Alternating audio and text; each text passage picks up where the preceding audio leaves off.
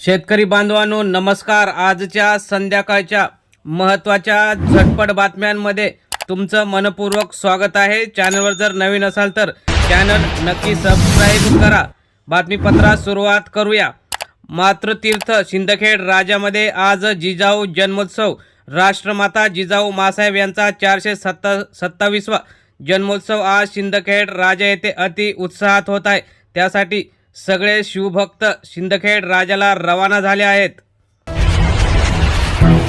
महाकुंभसाठी 7,000 कोटींवर खर्च अपेक्षित। सरकारकडून 5,435 कोटींचे बजेट। केंद्र सरकारकडून मिळणार 2,000 कोटी रुपये। आता काही दिवसातच उत्तर प्रदेशमध्ये होणार हा महाकुंभ मेळावा।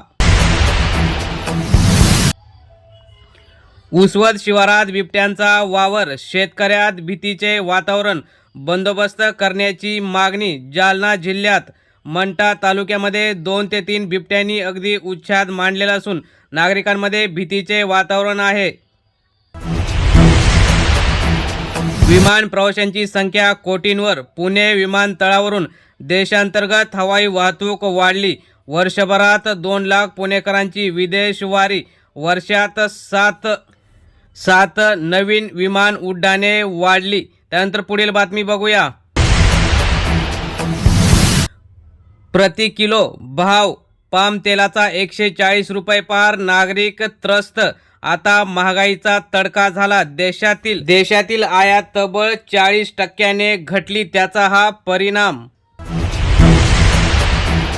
मविवातील वाद। राजकीय वादळाचे संकेत। नव्या युती आणि आघाड्या ज्या झाल्या होत्या त्या तुटण्याच्या मार्गावर। एकनाथ शिंदे यांचा सुद्धा यामध्ये करेक्ट कार्यक्रम उद्धव ठाकरेंनी केल्याची सगळीकडे चर्चा। संजय राऊतांनी काल देवेंद्र फडणवीस हे आमचे शत्रू नाहीत असं जाहीर केल्यानंतर राजकारणात वेगळीच चर्चा। गोकुळच्या म्हैस दूध खरेदी दरात वाढ। शेतकऱ्यांना 9 वर्षाची चांगली भेट। दूध उत्पादक शेतकरी आहेत त्यांना आनंद झालेला आहे।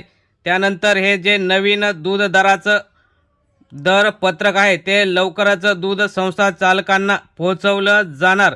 त्यानंतर पुढील बातमी आपण बघूया। कृषी क्षेत्रात उल्लेखनीय कामगिरी करणाऱ्यांचा ग्रामोन्नती कृषी सन्मान पुरस्काराने सन्मान। यावेळी माजी आमदार आजी आमदार हे उपस्थित होते। पुणे जिल्ह्यात जुन्नर येथे हा कार्यक्रम मोठ्या उत्साहात साजरा झाला। त्यानंतर पुढील महत्त्वाची बातमी।